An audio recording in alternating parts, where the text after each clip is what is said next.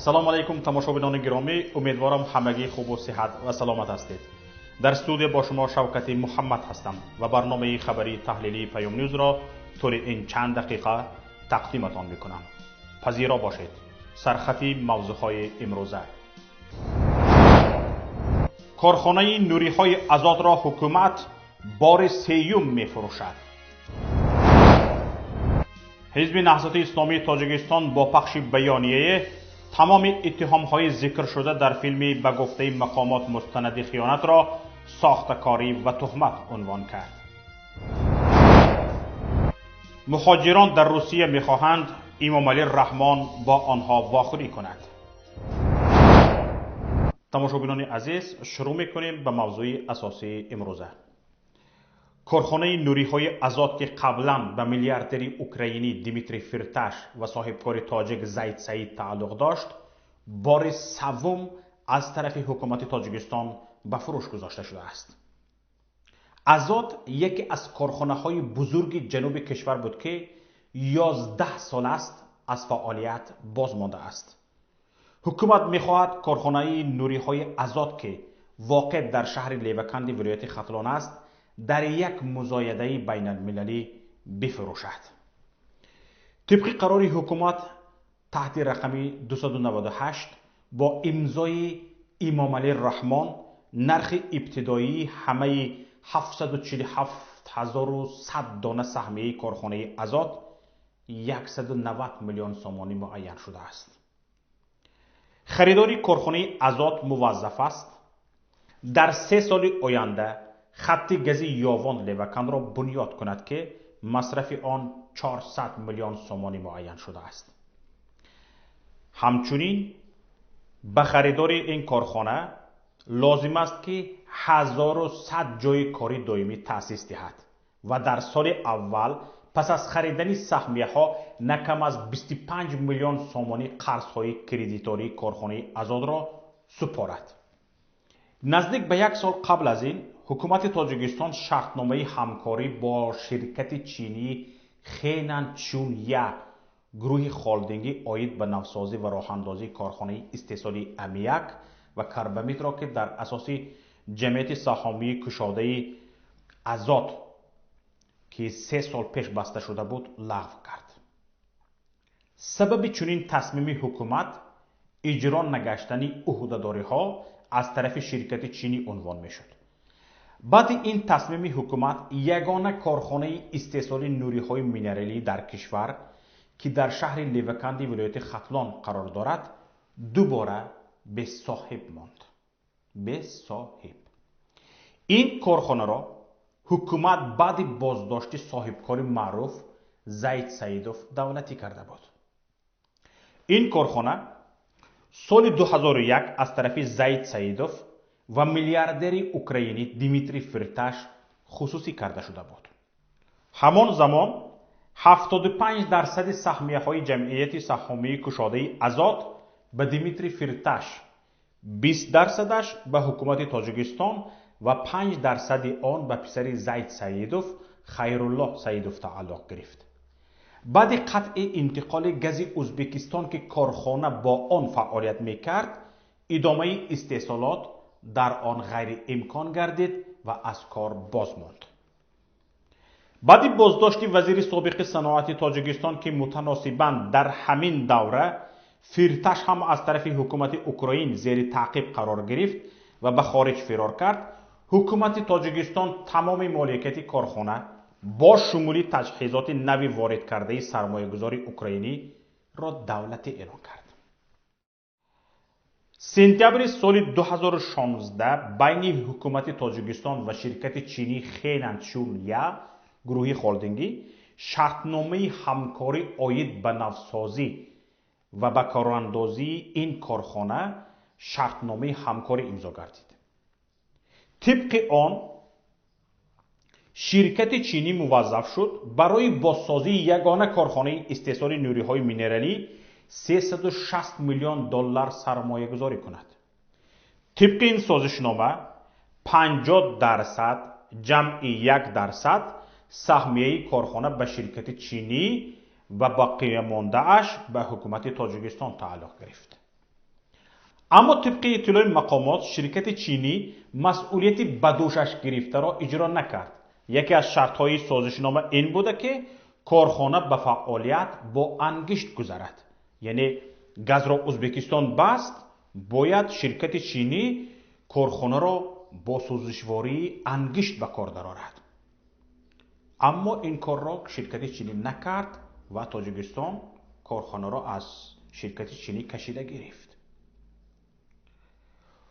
حالا انتقال گاز ازبکستان از سر گرفته شد و حکومت از نیت برگردانیدن فعالیت جمعیت سهامی کشاده آزاد به انگشت هم دست کشیده است. در همین حال قبورهای انتقال گاز به این کارخانه قسماً کار ناشایان و قسماً دزدیده شده اند. کارشناسان به این نظرند که با در نظر داشتی مناسبت مقامات تاجیکستان با سرمایه گذاران از جمله با دمیتری فرتش و زید سیدوف در گمان است که سرمایه داره به خریدن این کارخانه جرأت کند. یک کارخانه 3 بار دزدیده شود که جرأت میکند دوباره بیاید این را سرمایه گذاری کند یا این کارخانه را بخرد. تماشاگران گرامی، کارخانه آزاد یگانه کارخانه نیست که از زید سعید مصادره شده است. موافق معلومات خود کمیته انداز در سال 2013 زید سعیدوف مالک و شریک مالکیتی 13 کارخانه ها بود. 13 کارخانه هایی که در تاجیکستان فعالیت داشتند.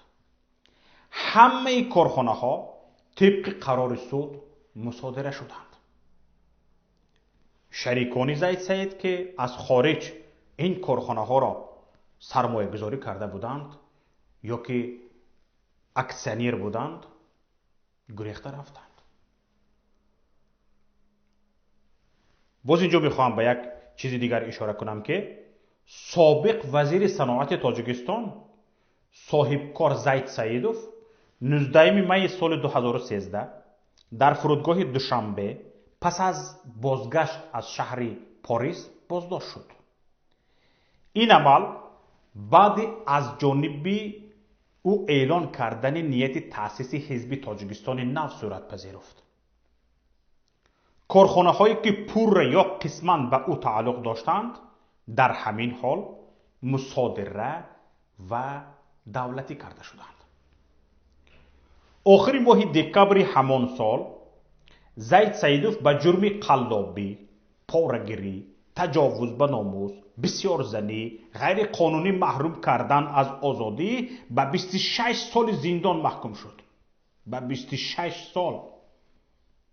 ماه اوگوست سال 2015 سود عالی تاجیکستان برای ساختکاری حجت‌ها در ساختمان بنای مجمعی دوشنبه پلازا و غیر قانونی خصوصی گردانی اتحادیه تاجیک اطلس زمان وزیر صنعت بودنش مهلت جزای او را تا 29 سال دراز کرد. همچنین سود او را به پرداخت 34 میلیون سومانی جریمه عهده‌دار کرد. روز 20 نوامبر سال 2015 سود عالی جمهوری شکایت تجدید نظر تاجر زید سعیدوف را بررسی نموده حکم قبلا صادر شده را به تغییر گذاشت. آخر امر از بالا باشد علاج سود چیست؟ گاو سود میکند میماند تمام. هر چیزی که از بالا گفتن همان کار را کرد. یعنی پیش راهی کرسی خواهان و منصب خواهان را تازه کرد. اخیراً اول ماه ژانویه سال 2020 حکومت تاجیکستان بنای مرکزی سودا را در کوچه لایق شیرانی دوشنبه که به فرزندان زید سعیدوف تعلق داشت مصادره نمود. این آخرین منبع درآمد خانواده 30 نفره صاحبکار زندانی بود. مسئله ظلم و ناعدالتی به زید سعیدوف و خانواده اش بسیار طولانی و دردناک است که باید حتما در برنامه علاهده از آن گفت و صحبت کرد. حالا برگردیم به مسئله کارخانه های مصادره شده زید سعیدوف. طبق اطلاع منبع های پیام تقریبا همه این کارخانه ها بجز 2-3 تای آنها که خیلی ضعیفتر از قبل کار میکنند از فعالیت مانده‌اند. هزارها جای کاری نابود شده به شمار مهاجران افزوده است. میلیون ها سامانی انداز به بودجه دولت وارد نمی شود. ده ها شریک کار زید سعید از جمله دیمیتری فرتش که سرمایه گذاری می کردند از تاجیکستان سرمایه خود را بیرون کشیدند. صدها شاید هزارها سرمایه گذاری دیگر که از این غرامی حکومت کشور آگاه شده اند دیگر قدمشان را به تاجیکستان نمی گذارند. اگر ضرری مستقیم از مصادره شدن و سپس از کار ماندن کارخانه های متعلق به زید سعیدوف فرضاً 100 میلیون دلار باشد، ضرر غیر مستقیم آن یعنی فرار سرمایه گذاران میلیاردها دلار می تواند باشد.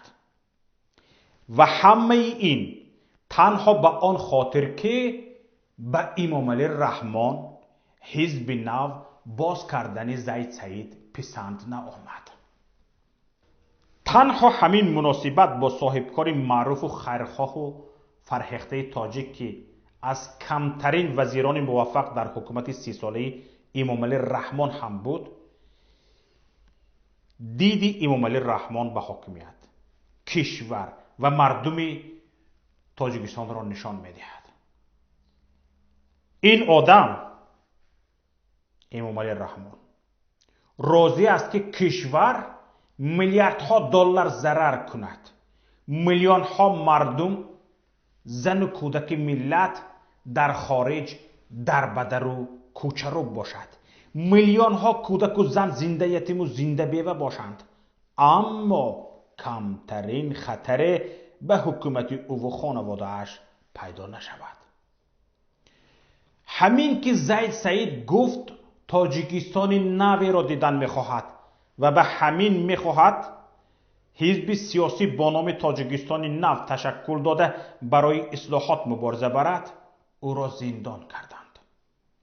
همه شرکت هایش را کشیده گرفتند. به 1 سال و 2 سال نه، به سالیانی دراز نزدیک به 30 سال. تماشابینان گرامی، تنها همین قضیه زید سعید بسنده است مردم درک کند که دیگر با این حکومت و راهبرش امام علی رحمان یک قدم هم پیش رفتن غیر امکان است. یک قدم.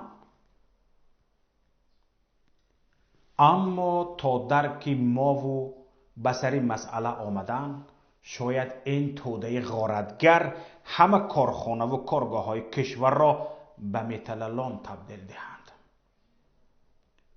چون که هنرشان همین است. تماشابینان عزیز، خودتون قضاوت کنید.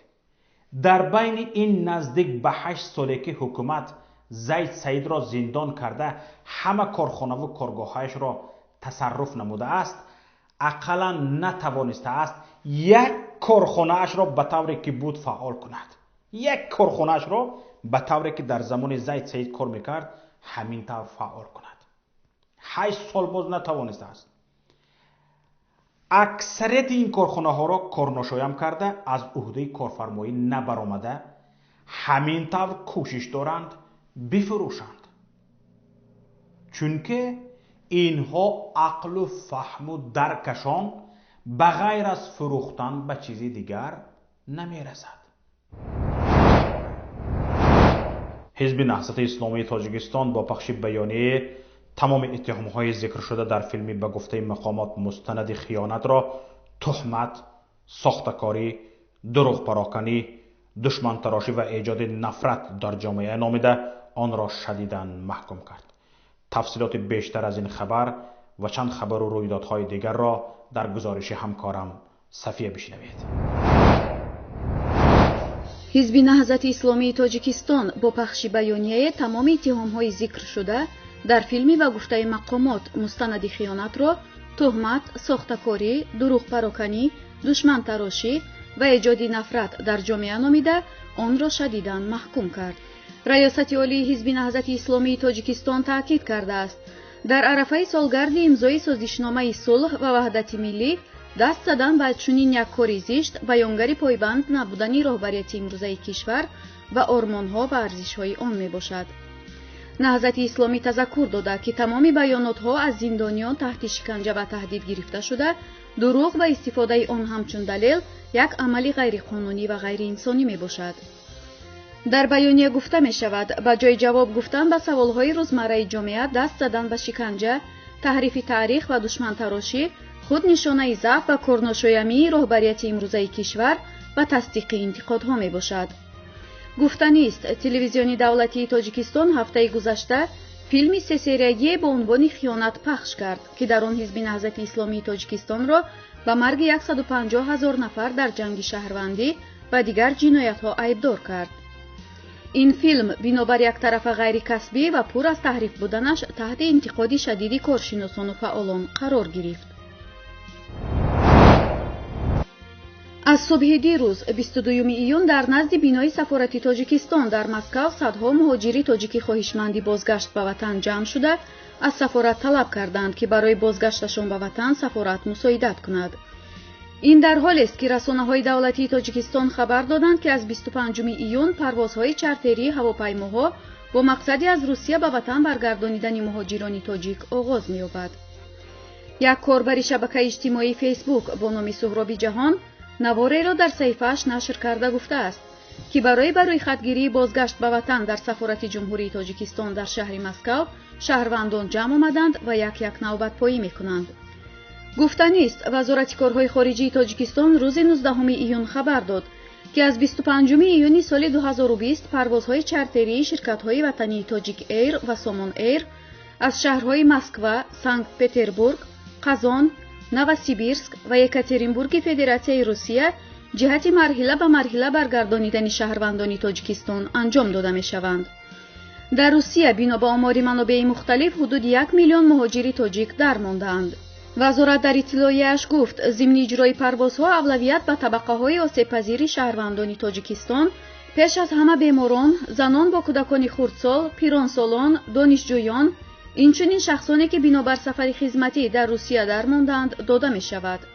در سفارت تاجیکستان در مسکو و کنسولگری‌های گنرالی کشور در سنت پتربورگ، یکاترینبورگ، نووسیبیرسک و اوفا کمیسیاهای مخصوص تأسیس داده شده وظیفه آنها ترتیب دادن رویخط‌های شهروندان خواهد بود. پس از آماده گردیدن رویخط‌ها شهروندان عاید به خریداری نمودن چیپته‌ها خبردار کرده می‌شوند. امامعلی رحمان رئیس جمهوری تاجیکستان صبح فردا 24 ایون جهت اشتراک در سفارهای نظامی به مناسبت 75مین سالگرد غلبه در جنگ بزرگ وطنی به شهر مسکو می‌رود. مهاجران تاجیک گفتند می‌خواهند با او گفتگو کنند. امامعلی رحمان را در این سفر وزیر مدافع تاجیکستان شیرعلی میرزا و یاور پرزیدنت عاید به مسائل سیاست خارجی اعظم شاه شریفی همراهی می‌کنند. عزت امان حامی شناخته حقوق مهاجران تاجیک در یک مراجعتنامه ویدیویی امامعلی رحمان را دعوت کرد که ضمن سفر نوبتیش به روسیه با نمایندگان مرکزی تاجیکستان نیز ملاقات کند. عزت امان گفت در هر سفر امامعلی رحمان به مسکو برای او ملاقات با نمایندگان دیاسپوراهای تاجیکان در روسیه را تشکیل می‌کنند.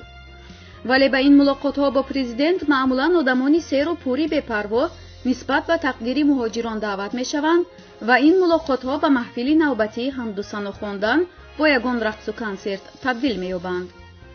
عزت امان تاکید کرد اینهایی که در این ملاقات‌ها با شما اشتراک می‌کنند هیچ رابطه و ربطی به مهاجران کاری ندارند. این مردم به جز از تعریف کنی چیزی دیگری به سمع شما نمی‌رسانند. ما می‌خواهیم سخن حق و واقعیت را به شما رسانیم که البته واقعیت پر از درد و الم است. 5 یا 10 دقیقه وقت خودتون را جدا کنید برای واخوری با مهاجران واقعی، نه اون مهاجران دروغین که با گلسوک‌های کلوف می‌بیان نزد شما و شروع میکنن از تعریف و توصیف شما. تعریف و توصیف شما جای خودش دارد.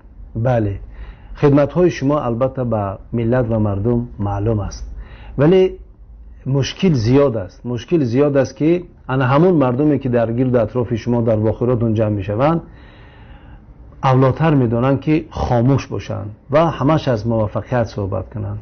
بنابر همین امیدوارم که این پیشنهاد ما رو شما رد نمی کنید و در رفت سفرتون 5 یا 10 دقیقه برای واخوردن با مهاجرین واقعی که 40% بودجه دولت اینها پر میکنن. منظورم انا همون 1.5 میلیون نفرایی هستند که سالهای مدید و طولانی دور از وطن، دور از زن و فرزند در اینجا کار و زندگی میکنن. اونها نیز شهروند کشور هستند، اونها نیز ساکنان تاجیکستان هستند و شما رئیس جمهوری اونها نیز هستید، نه اون گروه کوچکی که در سفارت یا در جای دیگر جمع میشوند و تنها توصیف و تمجید شما را میکنن.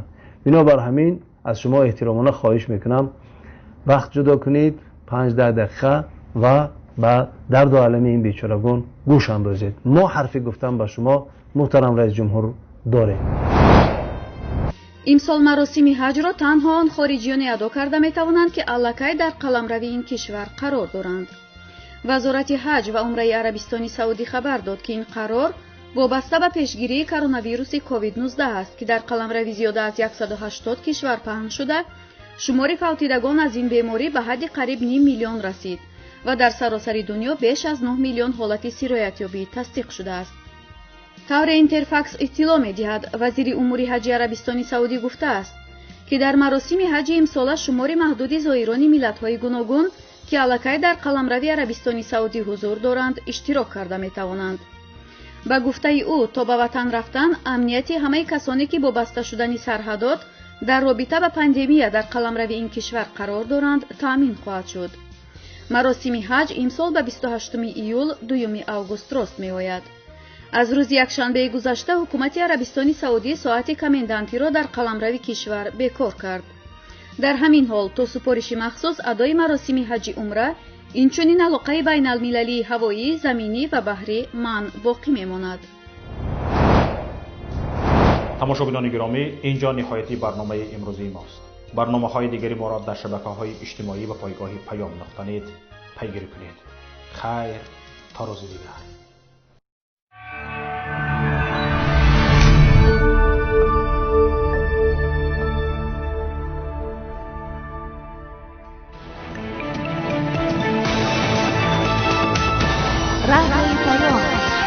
در فضای سیاست صدای جدید. رادیوی پیام. علم، فرهنگ، نوید. رادیوی پیام. مشورت، بحث، گفت و شنید. در تمام دنیا روی رسانه اینترنتی رادیو پیام.net